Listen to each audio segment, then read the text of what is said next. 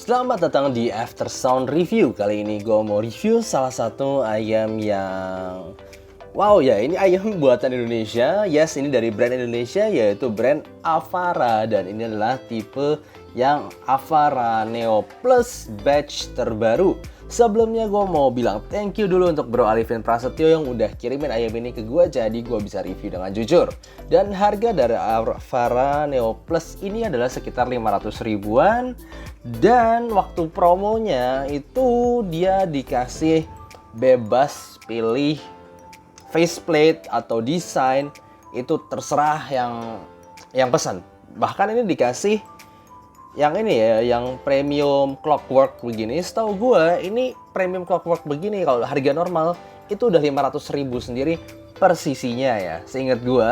Dan sekarang ayam ini 500 ribu dua-duanya pakai premium clockwork begini, dan harga ayam ini sendiri 500 ribu. Jadi yes, buat gue ini desainnya itu bener-bener langsung di harga dimurahin semurah-murahnya.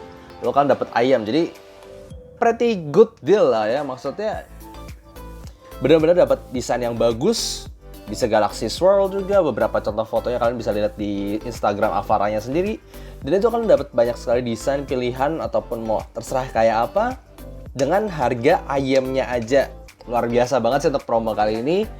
Dan langsung aja kita akan bahas dari build, fit, suara, dan juga perbandingannya. Mulai dari buildnya sendiri, buat gue Avara ini memang nggak diragukan lagi ya. Buildnya itu berasa kokoh, resinnya. Ini faceplate-nya kelihatan dari pemisahan antara faceplate sama shell di sini. Tapi benar-benar berasa smooth ini. Lalu kemudian ini bagian nozzle-nya. Pokoknya semuanya itu berasa kuat, resinnya itu berasa kuat. Ini ada vent-nya di sini, vent hole untuk dynamic driver di sini. By the way, dia menggunakan satu dynamic driver tambah satu balancer meter ya. Lalu kemudian pakai kayak gini kabelnya. Kabelnya pakai dual pin tipe yang 0,78 biasa. Kabelnya seperti ini. Jujur aja untuk gua kabelnya ini berasa agak tipe yang murahan ya. Kabelnya ini twisted bagian atas. Lalu dia bagian bawahnya itu dia twisted juga. Ini tipikal KZ sih, kalau udah terbiasa sama KZ-KZ-an begitu, ini nggak jauh beda build-nya sama KZ. Lalu kemudian untuk fitnya sendiri buat gue sangat enak di kuping dan perlu fit yang sesuai biar dia cukup kedap. Dan ya regular fit aja, nggak perlu dalam-dalam banget dan jangan sampai shallow fit juga. Jadi kemudian kita langsung aja ke bagian suara. Gue akan pakai Vio BTR5, kemudian X2 X10, dan juga iFi XDSD sebagai source gue. Dan ini adalah lagu-lagunya.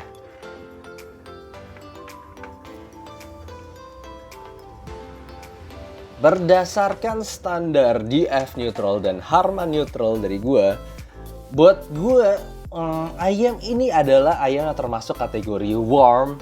Bahkan untuk beberapa orang mungkin bisa, tergantung sensitivitas kuping, mungkin bisa dark. Jadi gue kemarin udah ketemu dua teman gue, dia cobain Avara Neo Plus ini. Dan buat dua teman gue itu, padahal mereka bukan treble head ya, mereka simply suka ayam aja yang balance. Dan buat mereka ini termasuknya dark. Buat gue enggak, tapi memang cenderung bisa mengarah sana karena kurangnya energi di bagian upper mid range to treble yang berasa nyantai banget. Itu buat gue jadi memang kekurangan, apalagi kalau denger instrumen-instrumen. Langsung aja mulai ke bassnya dulu. Bassnya ini adalah bass yang tebel, tapi buat gue punch sub bassnya itu kurang. Jadi memang mainnya di mid bass aja, dia gebuk lumayan berasa tebel, tapi nggak terlalu cepet juga. Jadi kalau gue kasih lagu rock, itu buat gue rada kurang cepet, rada masih keteteran, rada kurang cepet. Tapi ini tergantung lagi ya, tergantung seberapa fitnya kalian ini. Kalau misalnya semakin dalam, biasa semakin bass gede, barangkali kalau mau bass head ya. Itu tapi tetap aja buat gue tetap tidak termasuk cepet dan tidak terlalu deep. Jadi main di mid bassnya aja lumayan kenceng, gue berasanya itu.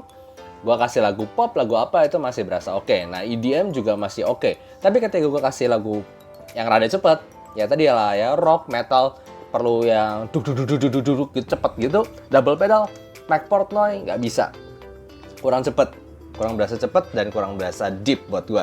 Nah kemudian untuk mid range-nya ini adalah mid range yang tebel dan juga mid range yang anti peak, anti sibilance.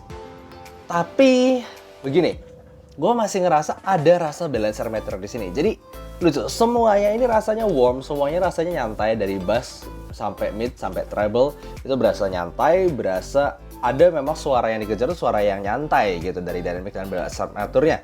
Tapi ada ketidakkoherensi di bagian timbernya. Jadi gue nggak ngomong tiba-tiba loncat frekuensi atau tiba-tiba pedes. No, gue ngerasa ada timber yang unik aja. Maksudnya gini, kalau gue udah biasa dengerin IM yang dynamic gitu, gue udah lumayan berasa nih, oh ini sibilance-nya tuh ala dynamic, oh ini sibilance-nya ada rasa BA gitu ya.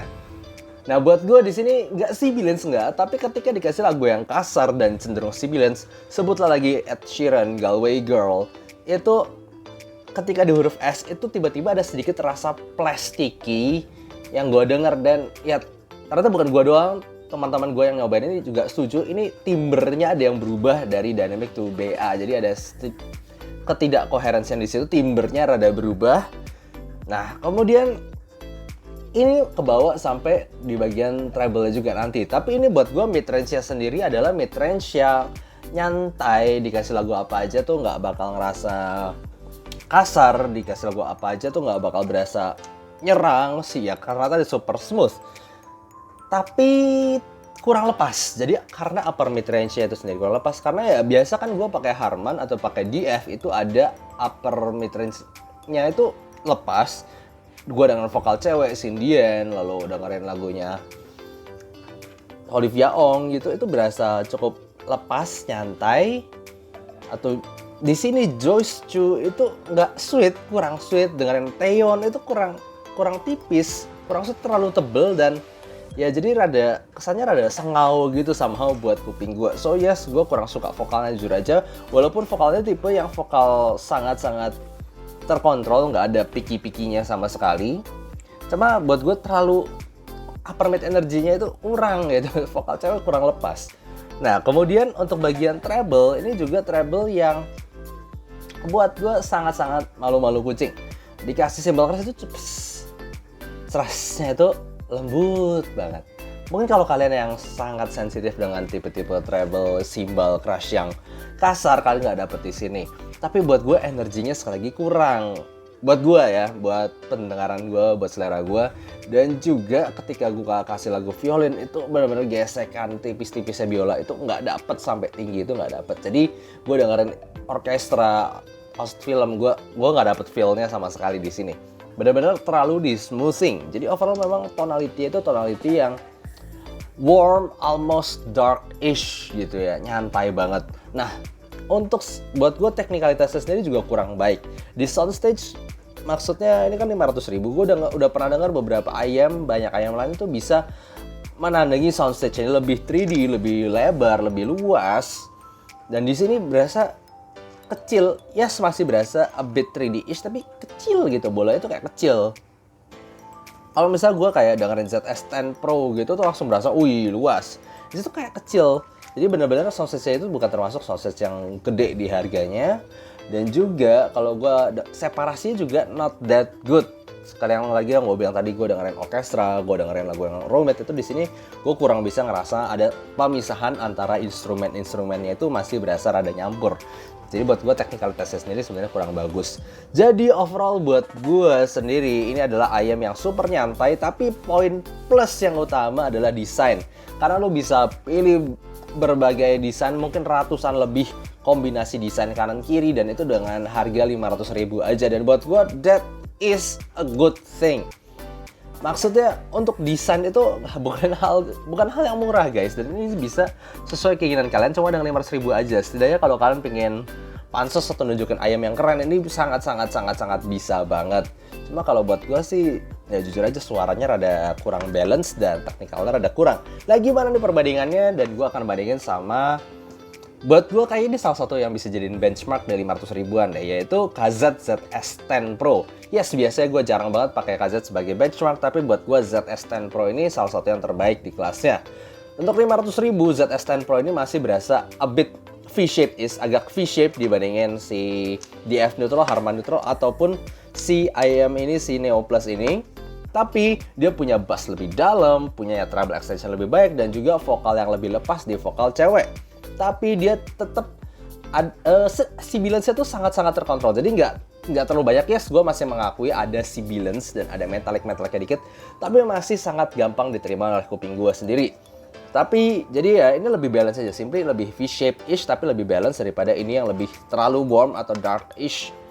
Dan juga technical buat gue, extension, separasi, imaging, soundstage, KZZ S10 Pro ini jelas di atas Neo Plus ini. Gue dengan orkestra itu lebih lepas, lebih bisa ada imaging, kanan kiri, pinpoint, instrumen, itu lebih ada di ZS10 Pro ini. Nah kemudian gimana digambarin lagi sama KB Earlark. Nah buat gue KB Earlark ini totally opposite of this Neo Plus. Jadi benar-benar kebalikannya. Ini jadi bright banget kalau lu udah denger ini lalu lu terbiasa sama suara ini.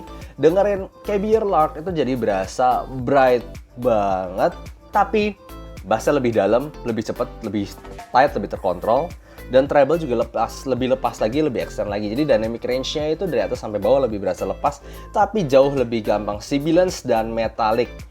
Gitu aja, tapi untuk soundstage, imaging, separasi, sekali lagi KB Earlark di atasnya Neo Plus ini. Oke, jadi itu aja dari gua. Buat gua IEM ini untuk dibandingin sama beberapa IEM di kelasnya, gua nggak bisa bilang ini adalah IEM yang terbaik untuk secara tonal maupun teknikal. Tapi dia point number one plusnya itu adalah di desain. Oke, gitu aja. Gue pasti review dengan jujur. Dan kalau kalian suka review ini, jangan lupa kasih like dan subscribe. See you next time. Bye-bye.